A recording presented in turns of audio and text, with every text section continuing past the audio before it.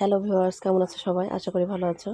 এই তো আজ আমি দেখাবো লাল শাক কীভাবে রান্না করতে হয়। তো অনেকে ঝরঝরে পছন্দ করে, অনেকে আবার একটু নরম করে ভাজতে পছন্দ করে। তো আমি আজ দেখাবো কীভাবে ঝরঝরে করতে হয়। তো দেখো, এই তো আমি শাকগুলো তেলানি দিয়ে লবণ দিয়ে আমি ঢেকে দিচ্ছি। তো ঢেকে দেওয়ার পর আমি দেখো এই গ্যাসের ফ্লেমটাকে জোরে দিয়েছি। আঁচটা যদি দ্রুত হয় বা জোরে হয় তাহলে ওই শাকের যে পানিগুলো বের হয় সেটা তাড়াতাড়ি পুড়ে যাবে এবং শাকগুলো এর মধ্যে সিদ্ধ হয়ে যাবে। আর আঁচটা যদি লো করে দেওয়া হয় তাহলে আরও বেশি সেদ্ধ হবে এবং নরম হবে। তো দেখো, এই যে দেখো প্রায় শুকিয়ে এসেছে। তো ভিউয়ার্স, ভিডিওগুলো আমার যদি ভালো লাগে অবশ্যই লাইক কমেন্ট সাবস্ক্রাইব করে পাশে থাকবে।